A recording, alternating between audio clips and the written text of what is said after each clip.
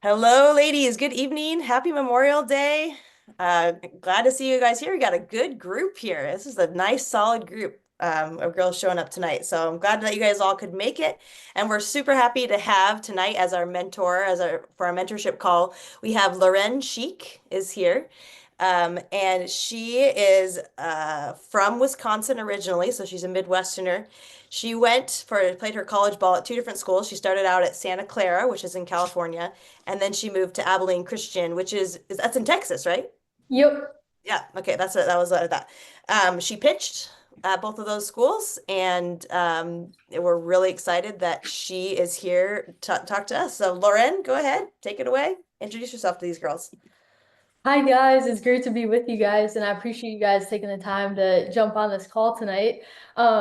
Really blessed to get to play at two different schools, as Coach Caro was saying, and really that is something that when I was your age, I had a dream of doing. I wanted to go play at the highest level, and I wanted to also pursue business, and that's something that I was really passionate about. And I'm sure you guys also have passions and gifts and talents that God's given you outside of just softball, and that was something that I really wanted to pursue wholeheartedly as well. So that's what kind of led me out to Santa Clara originally. And growing up, I had been blessed with a lot of success at the when I first started out playing softball.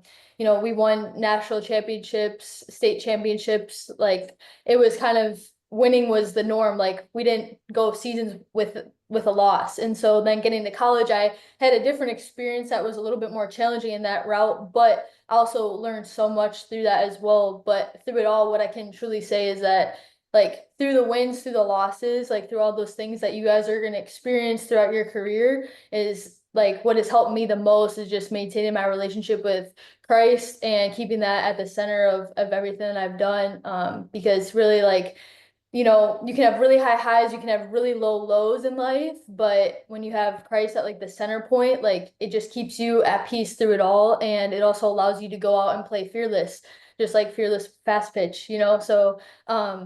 But yeah, so anyways, I had been blessed with the opportunity to go out also play with Team USA in the Dominican Republic right before high school. And so that was a really unique experience as well, and just really makes you appreciate the game, and it really makes you appreciate how blessed we are to live in this country. We're experiencing Memorial Day weekend this weekend, so we're getting to just remember all the people that have sacrificed so much for our country. And truly, you just see such a difference when you go out and you experience other countries and you play overseas and things like that. Like you really see how blessed we are to be here. And so, another thing that I would really want to hone in is just being grateful for all the blessings that we do have, living here in this country and the opportunity to even play the game. And my last season actually of playing softball, I started to notice that I have trouble vision, like seeing in my left eye. I noticed I was playing at the University of Texas and we were under the lights. It was a big game, and I ended up just calling time with my catcher. I said, "Hey, I'm having trouble seeing," and I ended up finishing out the season, like by the grace of God, like had success, but found out I had a brain tumor the whole time while I was playing. And a lot of people had no idea that I was experiencing like fatigue and a lot of different symptoms, but I just kept pressing on through it. And so for the past 2 years now, being outside of softball, I've been going through treatment for a brain tumor.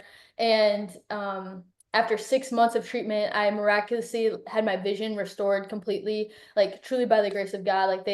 The tumor had gotten so big, it was resting on my optic nerve. So it's right behind your eyes. And a lot of times when a tumor gets that big, it'll actually sever that completely. And so you won't be able to see. And so like it's a miracle, like to this day, like I truly believe that Jesus truly healed my vision. So but yeah, so I've experienced that in my own life as well. And I feel like going through softball and going through all these things, like I felt like the Lord had really prepared me to be able to now go through this in my life. And that's something I also want you guys to really take away is that softball is such an amazing opportunity to be able to go through hard things, increase just like work ethic, have something that you're diligent in, that you go after wholeheartedly, be able to work with other people. There's so many amazing abilities and characteristics and traits that you get to learn by being on a team and working with others. But most of all, it also prepares you for all the other things that God has in store for you, all these different challenges, because life's not always going to be easy. But when you're able to continue to persevere and endure, just like you do when you're playing softball, right? We're not always going to experience success 100% of the time, but being able to deal with that, being able to quickly recover and fix your eyes on something greater and I think that really just keeps you level-headed, confident, and truly being able to play fearless. So, yeah, I would love to get into maybe some tangible tools or something that's really helped me throughout my career. But yeah, that's kind of the background, a little bit of like where I come from, where I've played, and yeah. That's awesome. Um, I don't know how I missed that in my research about you. This whole the whole brain tumor thing. Wow, that's quite the experience to go through. What do you think you took from softball? What helped you that you learned in softball that helped you with your battle against cancer? Like what transferred over, do you think, from those experiences? Yeah, also like to clarify, like my tumor is benign, so it's not malignant or anything. It's under control. It's still there. I just had MRI, but it's coming down, like praise the Lord. So we're hopefully gonna be done with this chapter soon. But um, if not, like still just thankful that the Lord's been carrying me through it and really strengthening me in this time. And I feel like that's one of those things is that when you go through like really hard things, it's an opportunity to be refined and strengthened. And like when you go through a tough workout and you go through, the extra work that you put in outside of on the field and you put in all those reps, you put in all of the just effort, the time, energy, and the hard work behind it, you got to go through that grind to get the glory and to experience any type of glory. And really, I don't want the glory to be for my own. Like, I want to glorify God with my life, and that's my goal, and that's my purpose, and that's where I put my identity in. So I'm not putting my identity on, all these maybe accolades that I've received or all these worldly things that the Lord has blessed me with.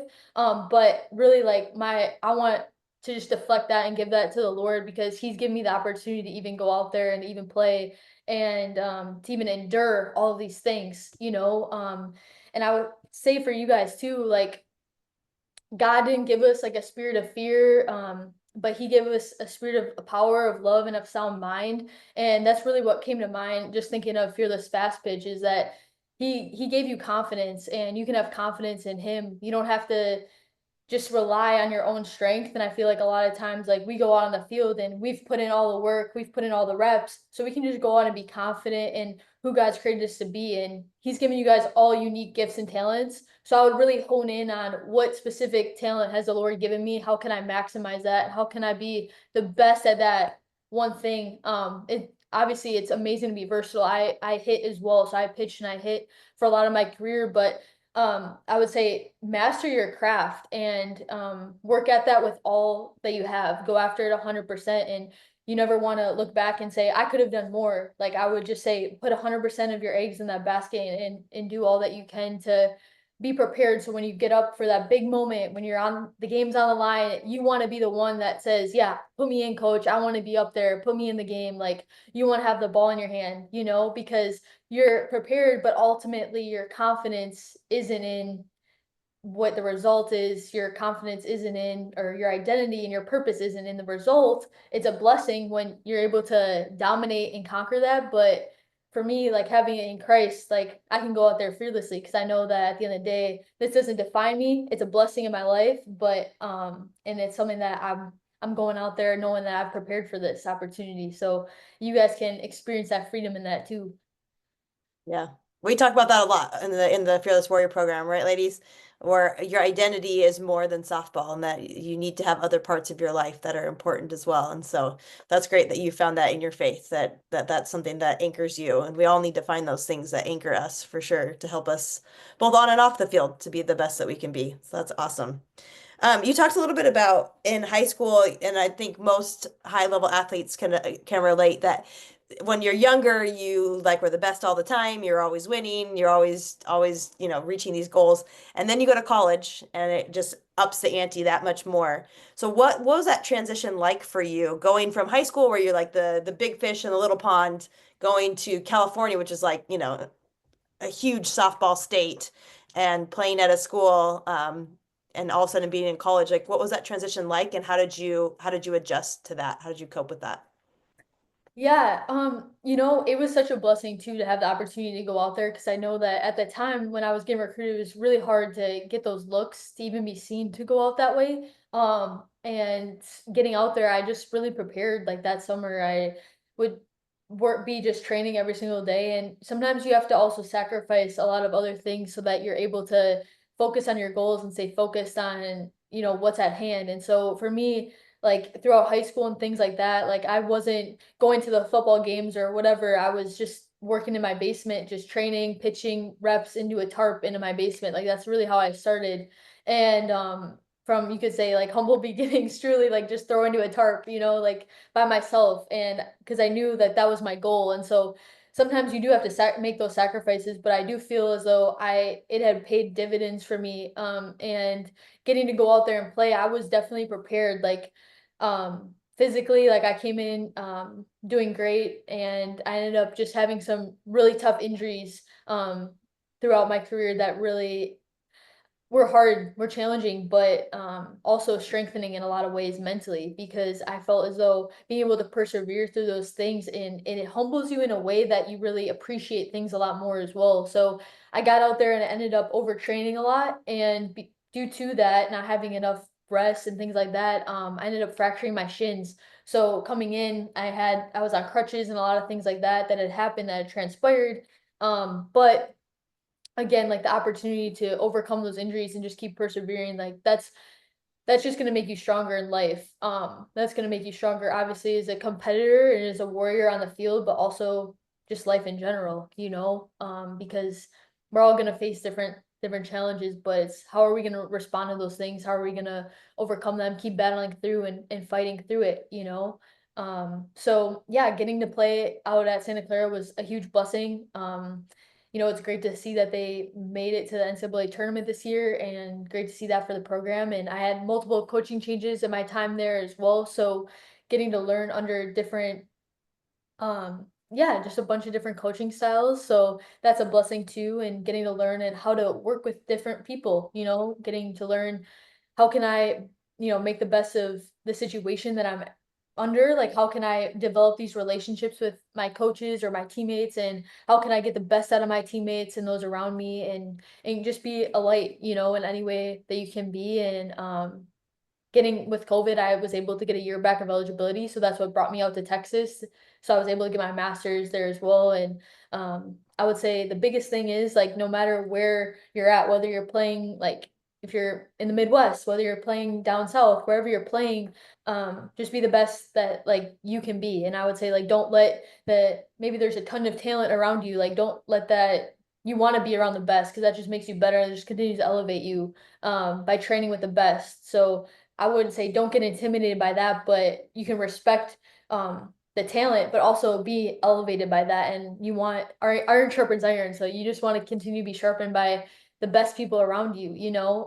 So yeah, so I think that it's a blessing to get to play with the best because that only is going to strengthen you ultimately and bring out the best in you and bring out that competitor in you too. So Yeah, that's awesome. Yeah, just being able to keep that perspective, I think is really helpful that it's good to go up against people that are better than you. But I know a lot of people, we've had lots of speakers that have come and talked about that transition from high school to college can be rough. And you can experience that transition also. Sometimes girls will have it going from middle school to their high school or, whatever, even just going from your JV team to your varsity team, that jump in talent level can sometimes be daunting and to just, stay the course and persevere. That's a great message. All right, well, we will go ahead and open it up to you girls. If anyone wants to, you can either ask a question of Laurèn in the chat, or you're welcome to unmute and ask your question. We'll turn the time over to you guys to ask her whatever questions you want. She'll answer them all.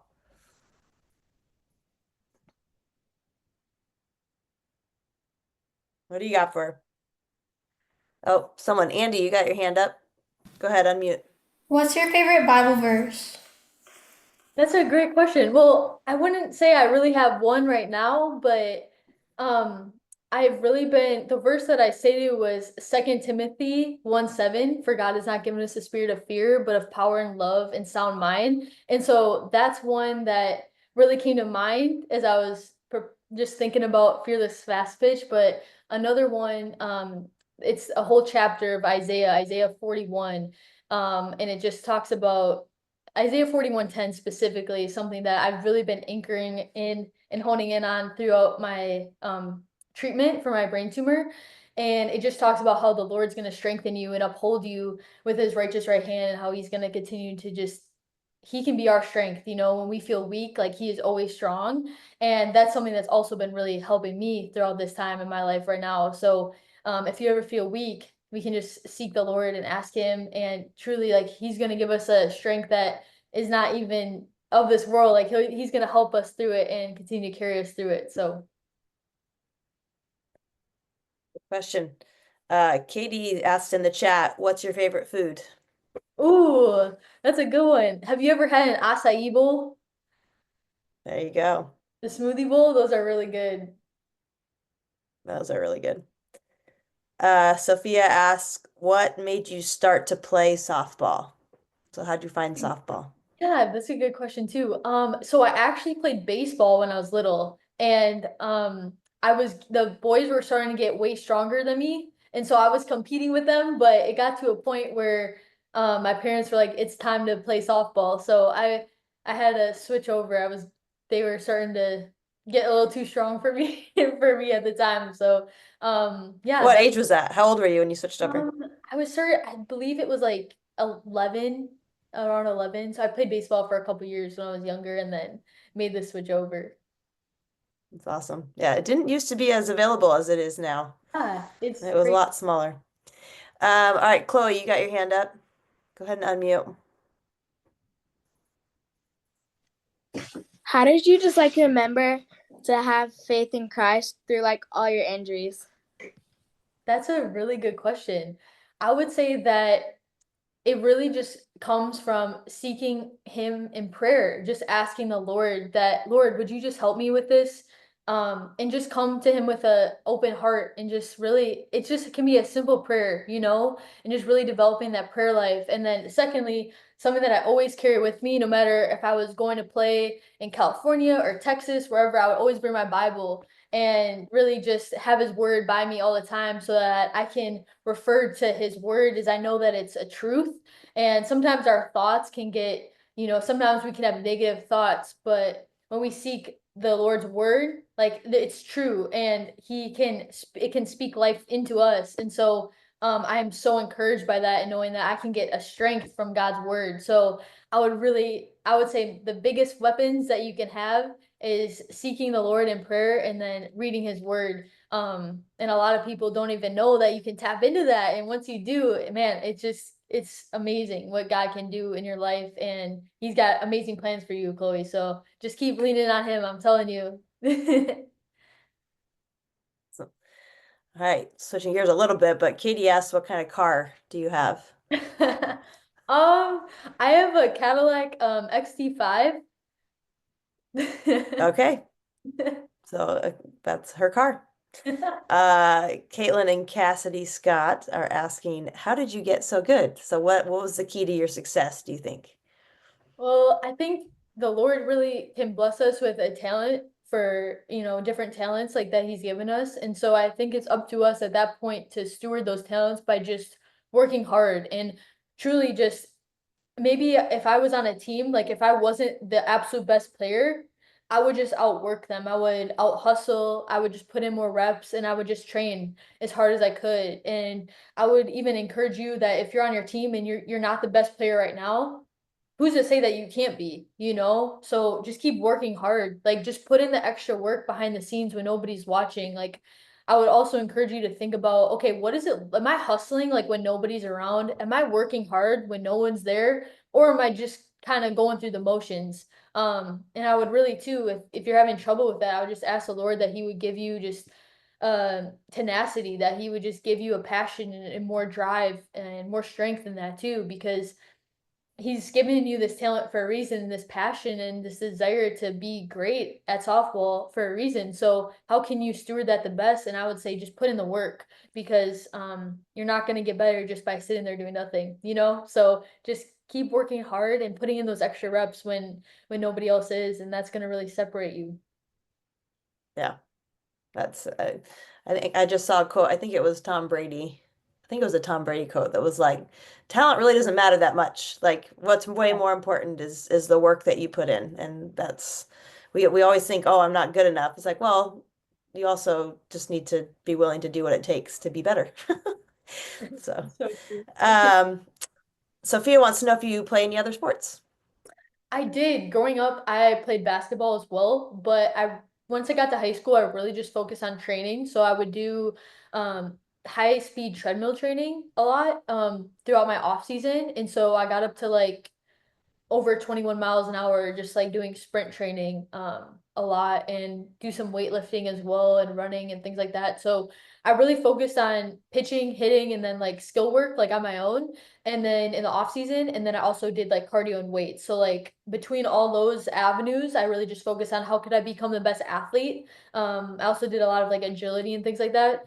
But I knew that I wanted to play softball at the Division 1 level, and so I really honed in on how can I just maximize my time in preparation for that. And I think it's amazing if you can play multiple sports as well. I just personally got a concussion that took me out of basketball, and so I really don't want to risk another one going back into it. But if you guys play multiple sports, I think that's amazing. I know a lot of college coaches love to see that for like that you're versatile and you're able to do a lot of things too. But yeah, so that was kind of my story. Great. I love the multi-sport athletes. That's my thing. What is your favorite pitch? Andy wants to know what's your favorite pitch. Ooh, well, I was a left-handed pitcher and I was more of a movement pitcher. So I would throw a lot of like drops and change-ups. I would really try to keep the batters off balance. So I would say, yeah, between like a drop curve maybe was like one of my favorites. I threw a lot of like drop change curve. That was kind of my some screwballs too, but I would kind of just stay low in the zone once I got to college. So yeah, it was really fun.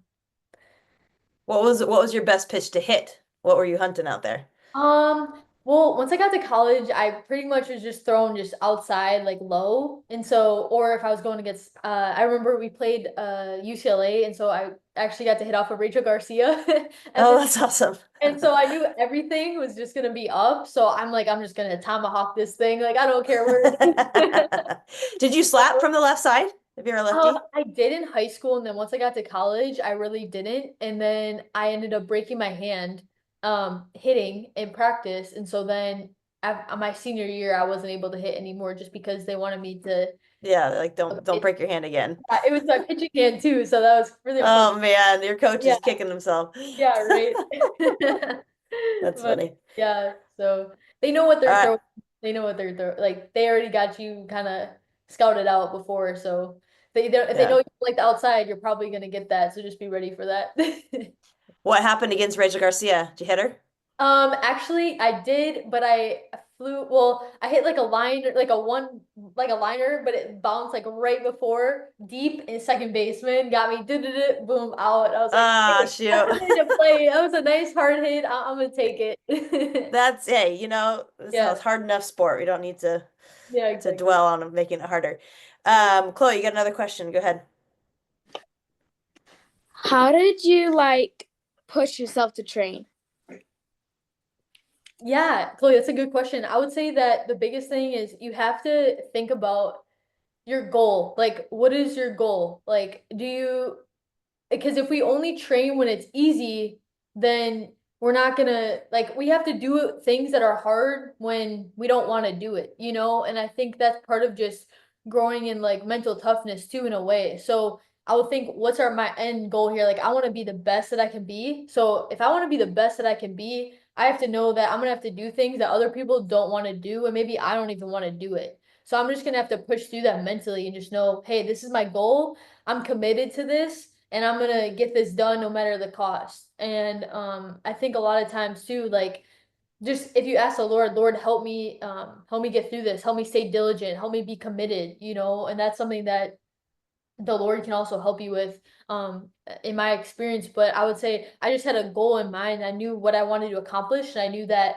to get there is you're gonna have to work hard and you're gonna have to put in those hours behind the scenes. So I would just encourage you to just do the extra mile and do things that nobody else is doing work ethic wise. Like put in all the reps you can do and go after it 100% because when you do, it pays off so much. So Yeah. Sophia wants to know, how many different pitches do you throw? How many do you got?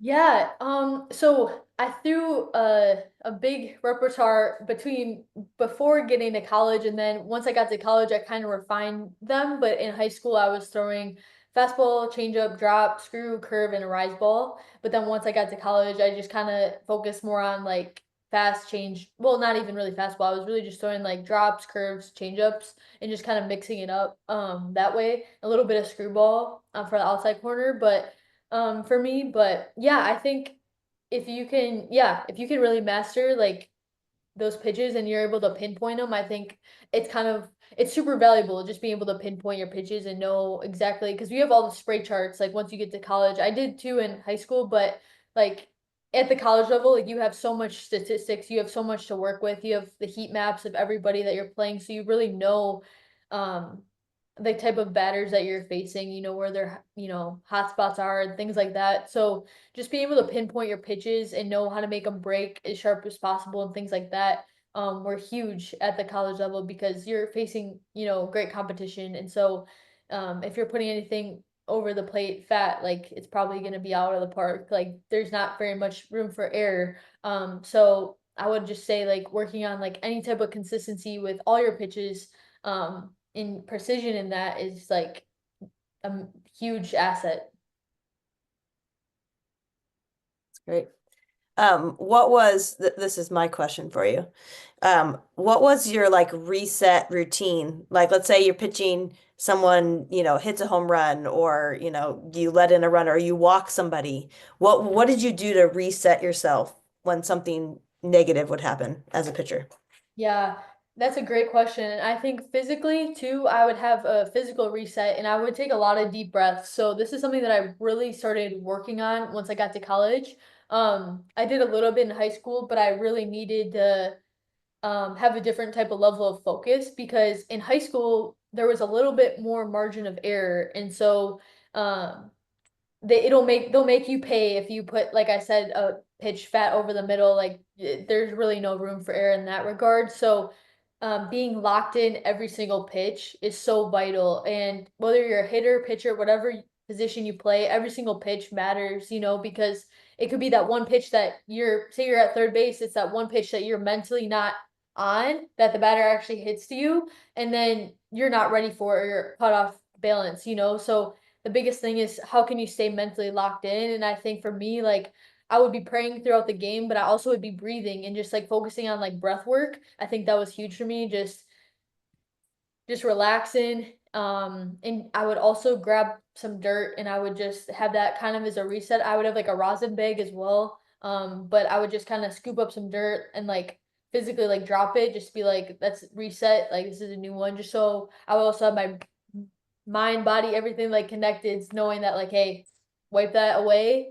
Sometimes I would take my foot and I would just put it across the dirt a little bit, just as a sign of like, okay, clean slate, new slate, next better, because you have to just have really short-term memory. If you're gonna dwell on an error that you just made or dwell on a bad pitch that you just made, well, you don't want that to keep spiraling. You need to like stop it right in its tracks and focus on, okay, how can I bounce back? Because if you can recover really quick, that's going to be a huge asset. And also just staying composed in that too. So that's really where the breath work was super helpful for me and just staying cool, calm, collected. Even though I maybe internally wasn't always, I would just want to showcase confidence on the mound because your teammates also are feeding off of that as well. So just maintaining that confidence, that composure, you know, having like good posture because you also want to showcase that to your competitor too. You don't want to showcase, oh, I'm scared, oh, I'm, you know, anxious. No, you want to be confident. And you want your competitor to see this is who you're going up against. You know, you want them to see that you're ready to dominate. And so I think your composure in that is huge as well. Awesome. All right. Well, we're running short on time, so I'll ask you Sophia's last question, and I'll ask you my last question, and we'll go ahead and wrap up from there. But Sophia's last question, I could probably answer this, but it's, did anybody hit a home run off of you? And the answer is yes, I'm sure, right? And then her follow-up to that is, what did it feel like? It's kind of a similar question. Like you just got through your reset, or what did it feel like? Well, Terrible, right? I would just say, how great does it feel when you hit the home run? Yeah. Take that, but make that the opposite. Yeah. Yeah, That bad. Yeah. yeah, it's terrible. But you have Yeah. to move on to the next one, and you're not going to be perfect. Nobody is, but besides obviously Christ, who is perfect. But you just got to bounce back quick, have very short-term memory, and just know that, hey, I got another opportunity. I still got the ball in my hand, so you know we got to Yeah. dominate the next pitch. Yeah, ladies, all of you, I hope you all are watching the Women's College World Series right now. There've been some great games. And if you are, and if you're not, you should start. And when you do watch them, you should watch for all of these things. These are some of the best players in the country right now. People are hitting home runs, people are getting out, people are making errors, and you should be watching them and see what do they do next. So if you watch them, I've seen tons of these girls. You watch them, they have a focal point. I was watching a girl the other day where she had like her bat right in front of her face and she was saying something to herself every time before she stepped in the box. So these ladies are doing the skills that we're teaching you. They're doing that self-talk. They're doing that grounding. They're doing that failure recovery reset routines that they've got going down. So watch for those as you're watching these games because these ladies, some of the best in the country right now, are using these exact skills that you guys are learning, and they're having the exact same struggles. They don't get through a season without making errors. Like it just happens. Every team makes errors, but it's what you do after it that really matters. So, um, all right. Well, we'll finish up. This is the last question we like to ask everybody that comes through. Our question to you is, if you had a time machine and you could go back in time and tell little Laurèn something, what would you say to yourself? That's a great question. I would say just seek the Lord more, like more and more and more. Like that's the biggest thing. And I would say just keep working hard like you did. Like I think between both of those things, like work at it all the way as hard as you can and then seek the Lord with your whole heart. Like that's a recipe for success. And um yeah, so I would say those are the biggest things that have helped me in my life is number one is Christ, number two is just working hard, and that translates into business as well, and that's where I'm at right now in my life. And so yeah, those are those two things right there. I would say just keep going after 100%. That's awesome. It's a great message to all of you. All right. Well, thank you so much, Laurèn, for coming. Thank you for sharing your story with us. Thank you for sharing your faith and all of your advice for these girls. We really appreciate you making the time to come out and talk to us tonight. Yeah, you bet. Thank you for having me. It was great to meet you guys.